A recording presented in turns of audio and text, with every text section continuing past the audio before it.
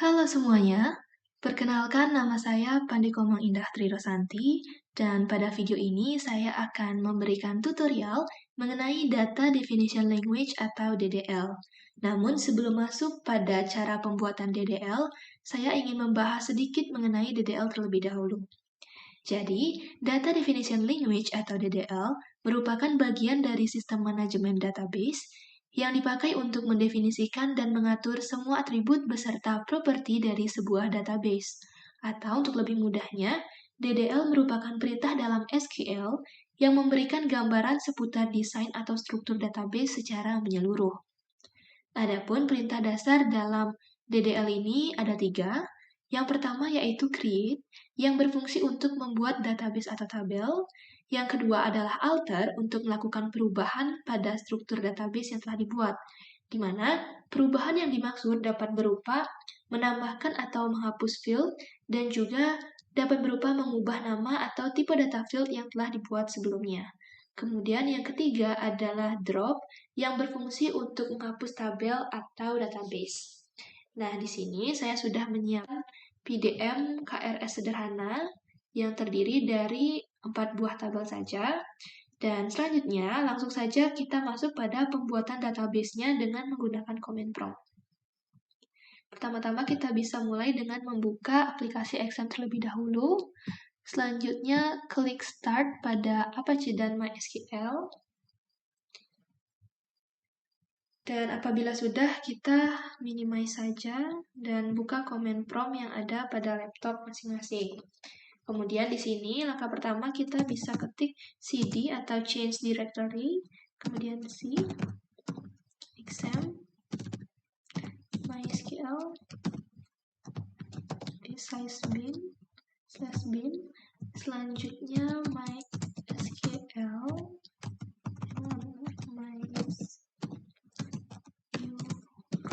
Nah, tujuan kita mengetikkan ini adalah untuk masuk ke direktori dari server atau database MySQL itu sendiri. Selanjutnya kita tinggal tekan Enter. Nah, di sini kita sudah memakai database manajemen sistem yaitu MariaDB. Apabila sudah seperti ini, kita bisa langsung membuat database dari PDM yang sudah kita siapkan. Di sini saya akan membuat database KRS sederhana dengan cara mengetikkan create database, kemudian nama database-nya KRS sederhana, dan ingat untuk setiap akhir dari setiap perintah di DDL ini harus diakhiri dengan menggunakan menambahkan tanda semikolon. Nah, sebenarnya tanda penggunaan huruf kapital ataupun tidak itu sebenarnya tidak berpengaruh, jadi bisa bebas saja penggunaannya. Oke, di sini sudah tertulis query OK, one row affected, itu berarti bahwa perintah sebelumnya sudah berjalan dengan baik. Untuk memeriksa database apa saja yang ada atau apakah database KRS sederhana ini sudah ada, bisa diperiksa dengan menggunakan syntax show databases.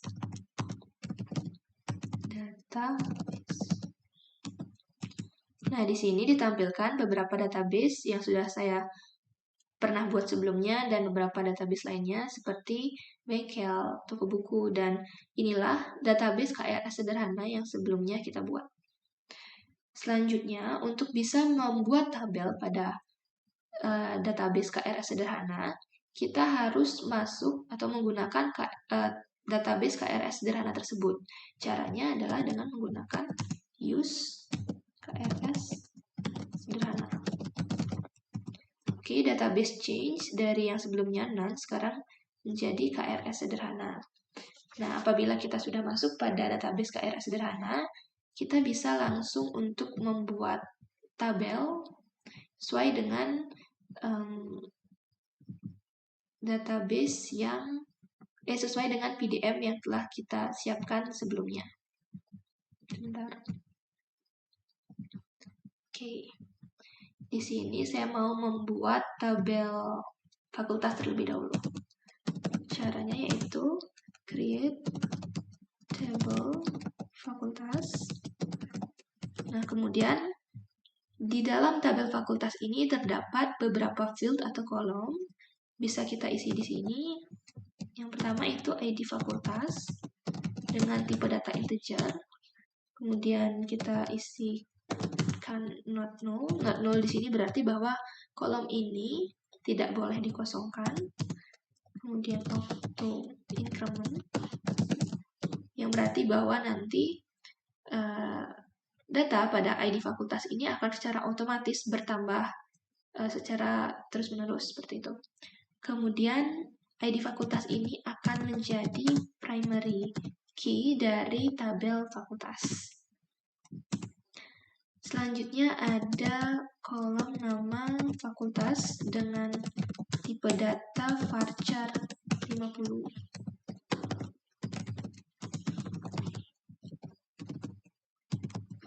Dan terakhir ada alamat fakultas dengan tipe data varchar 100.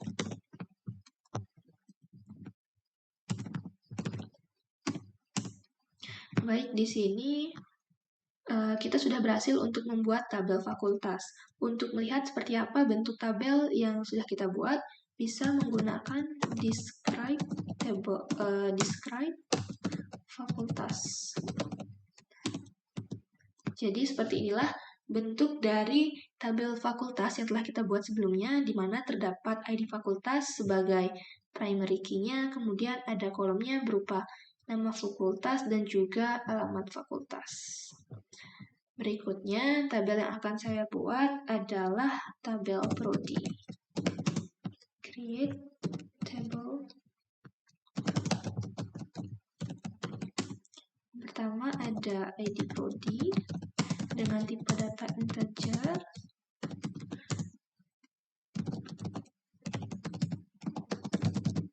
Dan dia merupakan primary key pada tabel ini.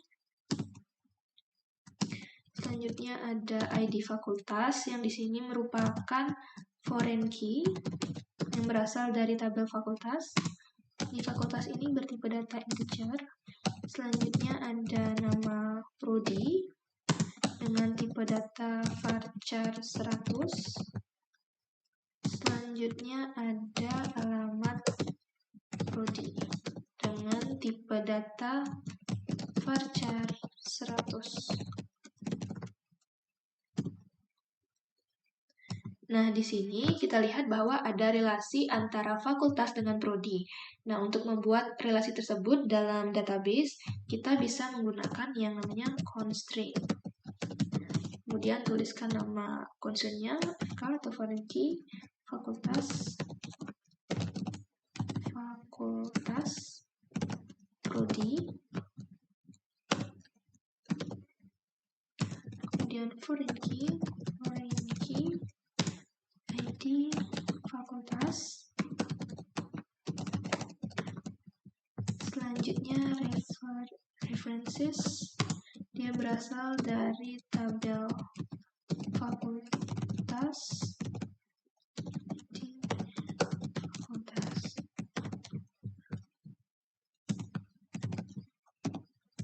Baik, di sini tabel prodi sudah berhasil dibuat. Kita bisa lihat tabelnya seperti berikut.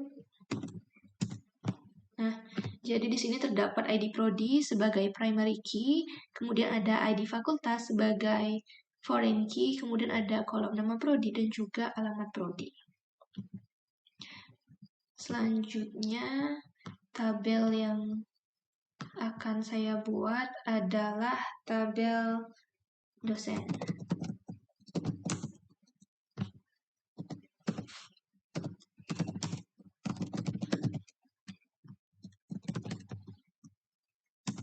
Di sini terdapat ID dosen dengan tipe data char 10 yang merupakan primary key pada tabel ini. Selanjutnya ada ID prodi yang merupakan foreign key yang berasal dari tabel prodi sebelumnya. ID prodi di sini bertipe data integer. Kemudian ada NIP dosen. dengan tipe data char 18.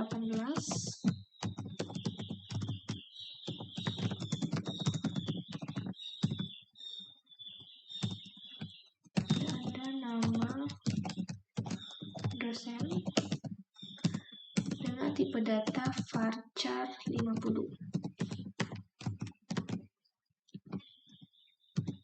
Nah, kita lihat di sini bahwa tabel dosen dengan prodi itu berelasi, di mana primary key pada prodi yaitu ID prodi menjadi foreign key pada tabel dosen.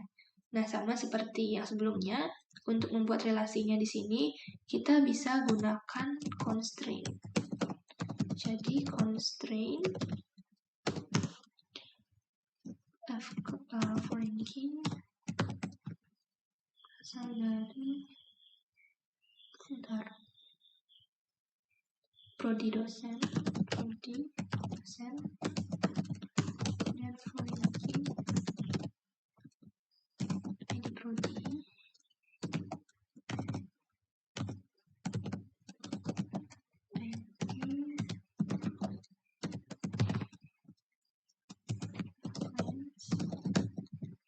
references tabel prodi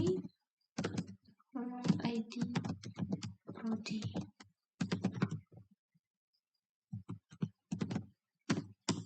Nah, bisa kita lihat bahwa tabel dosen juga sudah berhasil dibuat, dan kita bisa lihat hasil dari tabel tersebut dengan menggunakan dash dosen.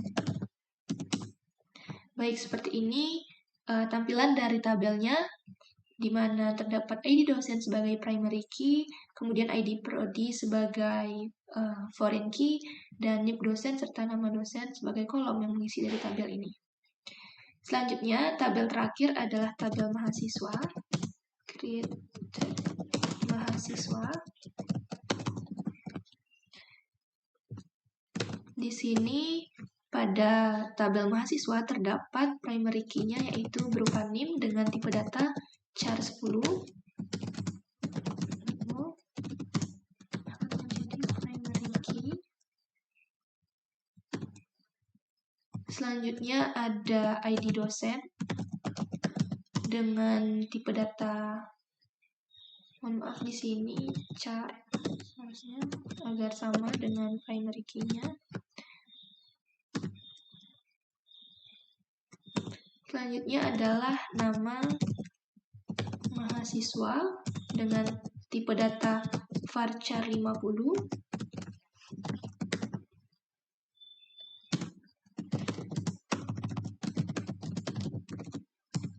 Kemudian ada telepon mahasiswa dengan tipe data varchar 12. Nah, di sini kita juga harus membuat relasinya antara ID dosen dari tabel dosen dengan mahasiswa dengan menggunakan constraint.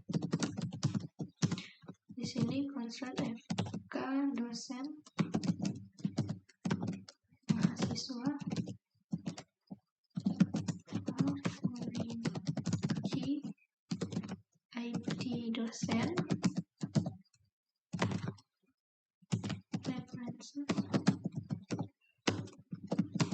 dosen di dosen. Oke. Nah, query oke, kita bisa lihat tabel mahasiswa yang sudah kita buat. Nah, isi dari tabelnya adalah seperti berikut. Terdapat NIM sebagai primary key, ID dosen sebagai foreign key, dan juga terdapat nama mahasiswa beserta telepon mahasiswa. Baik, di sini kita sudah selesai untuk membuat keempat tabel ini. Nah, untuk melihat semua tabel yang ada pada database KRS sederhana ini bisa menggunakan sintaks show tables. Nah, jadi pada database KRS sederhana terdapat 4 tabel, yaitu dosen, fakultas, mahasiswa, dan prodi. Jadi sebelumnya kita sudah mencoba perintah dasar pertama dari DDL, yaitu create. Selanjutnya di sini kita akan mencoba untuk perintah kedua, yaitu berupa alter. Misalnya saja kita ingin mengganti nama kolom pada tabel mahasiswa. Salah satu nama kolom pada tabel mahasiswa, kita ingin mengganti telepon di sini menjadi email. Kita bisa gunakan sintak alter table, nama dari tabelnya, yaitu mahasiswa, tabel mahasiswa, kemudian change telepon underscore mahasiswa, kita akan ganti menjadi email mahasiswa dengan tipe data varchar 20, seperti itu misalnya. Oke, bisa sekarang kita lihat seperti apakah perubahan dari tabel mahasiswa ini. Nah, yang sebelumnya di sini menggunakan terdapat kolom telepon mahasiswa, sekarang sudah terdapat email mahasiswa dengan tipe data varchar. Kemudian misalnya kita ingin mengganti tipe data dari misalnya NIM di sini. Kita ingin ganti tipe datanya, bisa juga dengan menggunakan alter table mahasiswa. Kita bisa gunakan modify di sini. NIM dari yang sebelumnya char 10, misalnya kita ingin ganti dengan menggunakan varchar 8.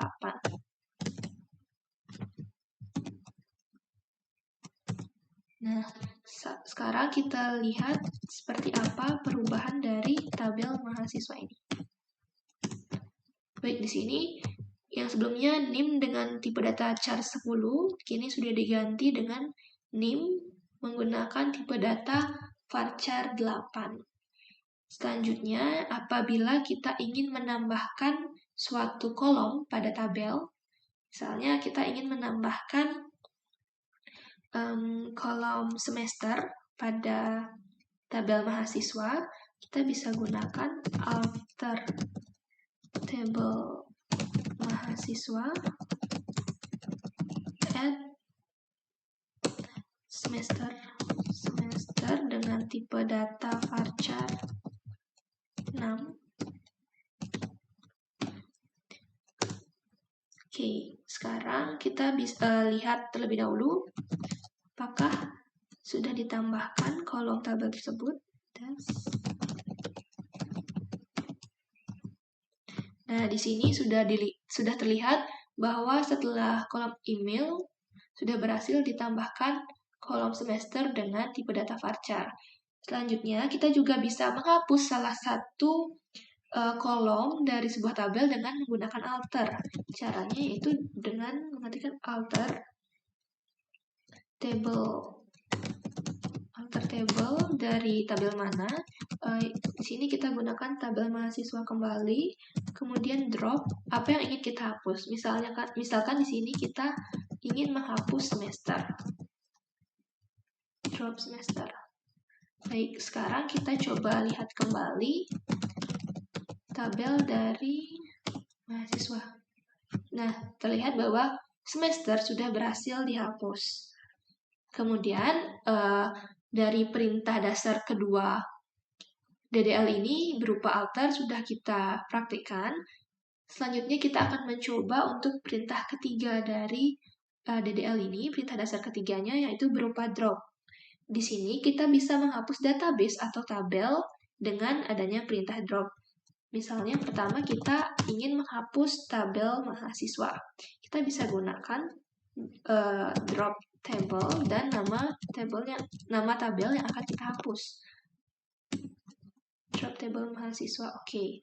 Sekarang kita lihat tabel apa saja yang tersisa pada database KRS sederhana.